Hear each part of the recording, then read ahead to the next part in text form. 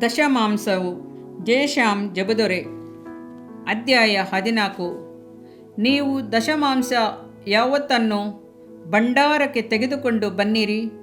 ನಾನು ಪರಲೋಕದ ದ್ವಾರಗಳನ್ನು ತೆರೆದು ನಿಮ್ಮಲ್ಲಿ ಸ್ಥಳ ಹಿಡಿಯಲಾರದಷ್ಟು ಸುವರಗಳನ್ನು ಸುರಿಸುವೆನೋ ಇಲ್ಲವೋ ನನ್ನನ್ನು ಹೀಗೆ ಪರೀಕ್ಷಿಸಿರಿ. ಮಲಾಕಿ 3:10. ದಶಮಾಂಸವು ದೇವರದು, ಕರ್ತನಿಗೆ ನಾವು ಕೊಡುತ್ತೇವೆ. ಕೊಡುವಾಗ ಕರ್ತನು ಸಂತೋಷಗೊಳ್ಳುವನು, ನಾವು ಆಶೀರ್ವಾದ ಹೊಂದಿಕೊಳ್ಳುತ್ತೇವೆ. 10ರಲ್ಲಿ 9 ಭಾಗಗಳನ್ನು ನಾವು ಸಂಪೂರ್ಣವಾಗಿ ಸ್ವಾತಂತ್ರ್ಯಿಸಿಕೊಳ್ಳಲು ನಮಗೂ ನಮ್ಮ ಮಕ್ಕಳಿಗೂ ಆಶೀರ್ವಾದವನ್ನುಂಟು ಮಾಡುತ್ತಾನೆ. ಒಂದು ಸಾರಿ ಒಬ್ಬ ಧನವಂತನು ಅರಣ್ಯದಿಂದ ಹಾದು ಹೋಗುತ್ತಿರುವಾಗ ಒಬ್ಬ ಬಡ ಮನುಷ್ಯನನ್ನು ಕಂಡನು. ಆ ಬಡ ಮನುಷ್ಯನನ್ನು ಕಂಡು ಕನಿಕರಗೊಂಡನು.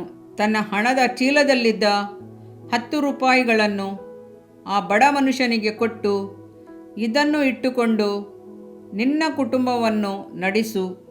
ಇನ್ನುಳಿದ 1 ರೂಪಾಯಿ ಮಾತ್ರ ನನ್ನ ಬಳಿ ಇದೆ. ಇದು ನನಗೆ ಮನೆ ಸೇರುವವರೆಗೆ ಸಾಕು ಎಂದು ಹೇಳಿ ಧನವಂತನು ಮನೆಗೆ ಹೊರಟು ಹೋದನು. ಸ್ವಲ್ಪ ದೂರ ಧನವಂತನು ಹೊರಟು ಹೋದ ನಂತರ ಆ ಬಡ ಮನುಷ್ಯನಿಗೆ ಅಧಿಕ ಆಶೆಯುಂಟಾಗಿ, ಆ ಧನವಂತನು 1 ರೂಪಾಯಿಯನ್ನು ಇಟ್ಟುಕೊಂಡಿರುವವನು, ನಾನು ಅದನ್ನು ಸಹ ಅವನ ಬಳಿಯಿಂದ ಕಿತ್ತುಕೊಂಡರೆ ಏನಾಗುತ್ತದೆ ಎಂದು ಮನಸ್ಸಿನಲ್ಲಿ ಅಂದುಕೊಂಡನು. ಆದ್ದರಿಂದ ಆ ಧನವಂತನ ಹಿಂದೆ ತಿಳಿಯದ ರೀತಿಯಲ್ಲಿ ಹಿಂಬಾಲಿಸಿದ ನಂತರ ಒಂದು ಮರದ ಕೋಲಿನಿಂದ ಹೊಡೆದು ಅವನ ಕಿಸೆಗೆ ಕೈ ಹಾಕಿ ಅವನಲ್ಲಿದ್ದ 1 ರೂಪಾಯಿಯನ್ನು ಸಹ ಕಿತ್ತುಕೊಂಡನು. ಈ ಸ್ಥಿತಿಯಲ್ಲಿ ಸಿಕ್ಕಿಕೊಂಡ ಧನವಂತನ ಪರಿಸ್ಥಿತಿ ಏನಾಗಿರಬಹುದು? ಸ್ವಲ್ಪ ಯೋಚಿಸಿ ನೋಡಿರಿ. ಅದರಂತೆಯೇ ಕರ್ತನು ನಮಗೆ ಸುಖವನ್ನು, ಬಲವನ್ನು, ಎಲ್ಲವನ್ನು ಕೊಟ್ಟು 9 ಭಾಗಗಳನ್ನು ನಮ್ಮ ಉಪಯೋಗಕ್ಕೆ ಕೊಟ್ಟಿರುವನು. ಇನ್ನು ಉಳಿದ 1 ಭಾಗವನ್ನು ಮಾತ್ರ ತನಗೆ ಕೊಡಲು ಹೇಳಿರುವನು. ಆ ಭಾಗವನ್ನು ಕರ್ತನಿಗಾಗಿ ಕೊಡದೆ ವಂಚಿಸುವಾಗ ಸೇವೆಗೆ ಎಷ್ಟು ಪೆಟ್ಟು ಆಗುತ್ತದೆ? ನಾವು ದಶಮಾಂಶ ಏಕೆ ಕೊಡಬೇಕು? ಮೊದಲನೆಯದಾಗಿ, ಕೆಲವರು ಕರ್ತನ ಮೇಲಿರುವ ಪ್ರೀತಿಯಿಂದ ಕೃತಜ್ಞತೆಯನ್ನು ಸಲ್ಲಿಸಲು ಇಷ್ಟಪಡುವರು. ಇನ್ನು ಕೆಲವರು ಬಡ್ಡಿಗೆ ಹಣವನ್ನು ಸಾಲಕ್ಕೆ ತೆಗೆದುಕೊಳ್ಳುವರು. ಆ ಬಡ್ಡಿ ಹಣವನ್ನು ಕ್ರಮವಾಗಿ ತಪ್ಪದೆ ಸರಿಯಾಗಿ ಕಟ್ಟುತ್ತಾರೆ. ಆದರೆ ಕರ್ತನಿಗಾಗಿ ಕೊಡಲು ಅವರಿಗೆ ಮನಸ್ಸು ಬರುವುದಿಲ್ಲ. ದೇವಮಗುವೆ, ಕರ್ತನು ನಿನ್ನನ್ನು ಅಧಿಕವಾಗಿ ಆಶೀರ್ವದಿಸಬೇಕಾದರೆ ಕರ್ತನಿಗಾಗಿ ದಶಮಾಂಸವನ್ನು ಕೊಡುವುದು ನಿನಗೆ ಒಂದು ಸಂತೋಷದ ಅನುಭವವಾಗಿರಲಿ.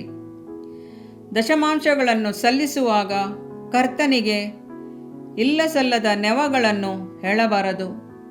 ದಶಮಾಂಸಕ್ಕೆ ಕೈ ಹಾಕುವುದು ಅಂದರೆ ಕರ್ತನಿಗೆ ಕೊಡದೆ ಇರುವುದು. ಒಬ್ಬನು ತಾನೇ ತನಗೆ ವಂಚಿಸಿಕೊಂಡು ಕರ್ತನಿಗೂ ವಂಚಿಸಲು ಮನಸ್ಸುಳ್ಳವನಾಗಿರುತ್ತಾನೆ. ಎರಡನೇದಾಗಿ, ದಶಮಾಂಶವನ್ನು ಕೊಡುವುದರಿಂದ ಸೇವೆಯು ವೃದ್ಧಿಯಾಗುವಂತೆಯೂ ಸುವಾರ್ತೆಯು ಲೋಕದ ಕಟ್ಟಕಡೆಯವರೆಗೆ ಸಾರುವುದಕ್ಕಾಗಿಯೂ ಆ ಹಣವು ಸಹಾಯವಾಗುತ್ತದೆ. ಹಾಗೂ ಕರ್ತನ ಸೇವೆಯು ಅಭಿವೃದ್ಧಿಯಾಗಿ ಬೆಳೆಯುವುದಕ್ಕೆ ಕರ್ತನು ನಿನ್ನನ್ನೇ ಉಪಯೋಗಿಸಲು ಇಷ್ಟವುಳ್ಳವನಾಗಿರುತ್ತಾನೆ. ಸುವಾರ್ಥ ಸೇವೆಯು ಯಾವುದೋ ಲಾಟ್ರಿ ಹಣದಿಂದಾಗಲಿ ಅಥವಾ ಯಾವುದೋ ಉಪಾಯದಿಂದ ಸಂಪಾದಿಸಿದ ಹಣದಿಂದಲೋ ನಡೆಸಲ್ಪಡುವುದಿಲ್ಲ.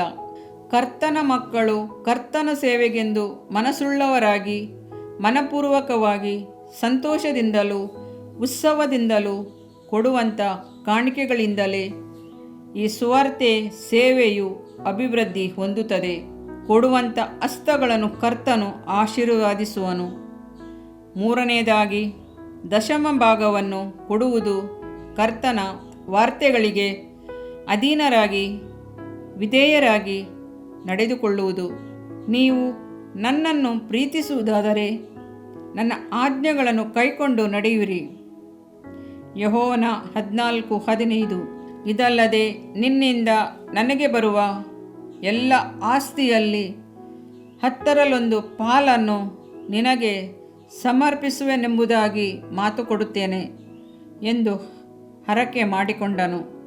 ಆದಿಕಾಂಡ 28:22. ಇದರಿಂದ ನಿನ್ನ ದೇಹಕ್ಕೆ ಆರೋಗ್ಯವು, ಎಲುಬುಗಳಿಗೆ ಸಾರವು ಉಂಟಾಗುವವು. ಜ್ಞಾನೋಕ್ತಿಗಳು 3ನೇ ಅಧ್ಯಾಯ 8ನೇ ವಾಕ್ಯ.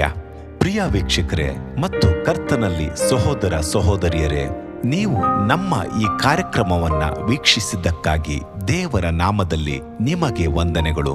ದೇವರ ವಾಕ್ಯವು ನಮ್ಮ ಎಲುಬಿಗೆ ಬಲವು, ಸಾರವೂ ಆಗಿದೆ ಎಂದು ಸತ್ಯವೇದವು ಹೇಳುವಂತೆ ಈ ಕಾರ್ಯಕ್ರಮವು ನಿಮಗೆ ಆಶೀರ್ವಾದಕರವಾಗಿದೆ ಎಂದು ನಂಬುತ್ತೇವೆ. ಪ್ರಿಯ ವೀಕ್ಷಕರೇ, ನಮ್ಮ ಈ ಸೇವೆಗಾಗಿ ಪ್ರಾರ್ಥಿಸಿರಿ ಮತ್ತು ಎಲ್ಲಾ ಕಾರ್ಯಕ್ರಮಗಳನ್ನ ಇತರರೊಂದಿಗೆ ಶೇರ್ ಮಾಡಿರಿ. ಅದೇ ರೀತಿಯಾಗಿ ನಮ್ಮ ಈ ಯೂಟ್ಯೂಬ್ ಚಾನೆಲ್ ಅನ್ನು ಸಬ್ಸ್ಕ್ರೈಬ್ ಮಾಡಿರಿ ಹಾಗೂ ಲೈಕ್ ಮಾಡಿ. ನಿಮ್ಮ ಅನಿಸಿಕೆಗಳನ್ನು ಕಮೆಂಟ್ ಬಾಕ್ಸ್ನಲ್ಲಿ ನಮಗೆ ತಿಳಿಯಪಡಿಸಿ. ನಮ್ಮ ಸಂಖ್ಯೆ 7022104605. ಈ ಸಂಖ್ಯೆಗೆ ಕರೆ ಮಾಡಿರಿ. ಒಬ್ಬ ಪಾಪಿಯ ಪ್ರಾರ್ಥನೆ. ಯೇಸುವನ್ನು ರಕ್ಷಕನಾಗಿ ಅಂಗೀಕರಿಸಲು ಮಾಡಬೇಕಾದ ಪ್ರಾರ್ಥನೆ. ಪ್ರಿಯ ಪರಲೋಕದ ತಂದೆಯೇ, ಯೇಸುವಿನ ಹೆಸರಿನಲ್ಲಿ ನಾನು ನಿನ್ನ ಬಳಿಗೆ ಬಂದಿದ್ದೇನೆ. ನನ್ನ ಬಳಿಗೆ ಬರುವವರನ್ನು ನಾನು ತಳ್ಳಿಬಿಡುವುದೇ ಇಲ್ಲ. ಯೋಹಾನ 6:37 ಎಂದು ನಿನ್ನ ವಾಕ್ಯ ಹೇಳುತ್ತದಲ್ಲ. ಆದ್ದರಿಂದ ನೀನು ನನ್ನನ್ನು ತಳ್ಳಿಬಿಡದೆ ನನ್ನನ್ನು ಸೇರಿಸಿಕೊಳ್ಳುವಿ ಎಂದು ನನಗೆ ಗೊತ್ತಿದೆ. ಆದ್ದರಿಂದ ನಾನು ನಿನಗೆ ಸ್ತೋತ್ರ ಮಾಡುತ್ತೇನೆ.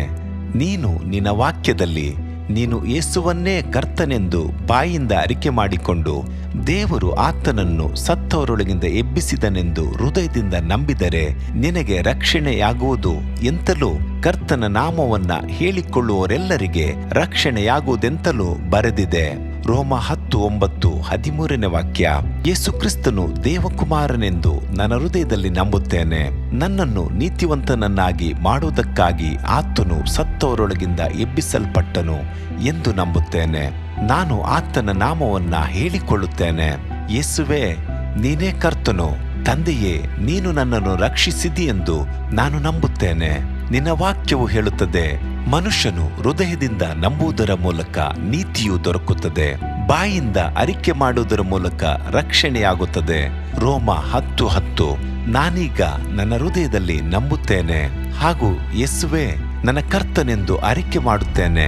ಆದುದರಿಂದ ನಾನೀಗ ರಕ್ಷಣೆ ಹೊಂದಿದ್ದೇನೆ. ಅಪ್ಪಾ ತಂದೆಯೇ, ನಿನಗೆ ಸ್ತೋತ್ರ. ಲೂಕನು ಬರೆದ ಸುವಾರ್ತೆ 11ನೇ ಅಧ್ಯಾಯದಲ್ಲಿ ಬರೆದಿರುವಂತೆ, ನಿಮ್ಮಲ್ಲಿ ತಂದೆಯಾದವನು ಮೀನನ್ನು ಕೇಳುವ ಮಗನಿಗೆ ಮೀನು ಕೊಡದೆ ಹಾವನ್ನು ಕೊಡುವನೆ? ಅಥವಾ ತತ್ತಿಯನ್ನು ಕೇಳಿದರೆ ಚೇಳನ್ನು ಕೊಡುವನೆ? ಹಾಗಾದರೆ ಕೆಟ್ಟವರಾದ ನೀವು ನಿಮ್ಮ ಮಕ್ಕಳಿಗೆ ಒಳ್ಳೆ ಪದಾರ್ಥಗಳನ್ನ ಕೊಡಬಲ್ಲವರಾದರೆ ಪರಲೋಕದಲ್ಲಿರುವ ನಿಮ್ಮ ತಂದೆಯು ತನ್ನನ್ನು ಬೇಡಿಕೊಳ್ಳುವವರಿಗೆ ಎಷ್ಟೋ ಹೆಚ್ಚಾಗಿ ಪವಿತ್ರಾತ್ಮ ವರವನ್ನ ಕೊಡುವವನಲ್ಲವೇ ಅಂದನು. ತಂದೆಯೇ, ನೀನು ಕೇಳಿಕೊಳ್ಳುವವರಿಗೆ ಪವಿತ್ರಾತ್ಮನ ವರವನ್ನು ಹೇರಳವಾಗಿ ಕೊಡುವಾತನಾಗಿದ್ದಿ. ಆದ್ದರಿಂದ ನನ್ನ ಮೇಲೆಯೂ ನಿನ್ನ ಆತ್ಮನನ್ನು ಸುರಿಸಬೇಕಾಗಿ ಬೇಡಿಕೊಳ್ಳುತ್ತೇನೆ. ಕೀರ್ತನೆ 81:10 ಬರೆದಿದೆ, ಅಗಲವಾಗಿ ಬಾಯಿದೆರೆಯಿರಿ, ಅದನ್ನು ತುಂಬಿಸುವೆನು.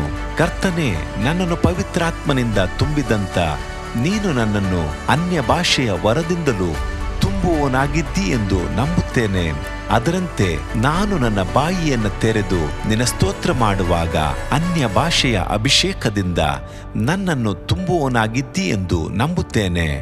ಈಗ ನೀವು ನಿಮ್ಮ ಬಾಯಿಯನ್ನು ತೆರೆದು ಮಾತನಾಡುವಾಗ ಪವಿತ್ರಾತ್ಮನು ನಿಮ್ಮ ಬಾಯಿಯನ್ನು ತನ್ನ ಭಾಷೆಯಿಂದ ತುಂಬುವವನಾಗಿದ್ದಾನೆ. ಇದು ದೇವರ ಭಾಷೆಯಾಗಿದೆ.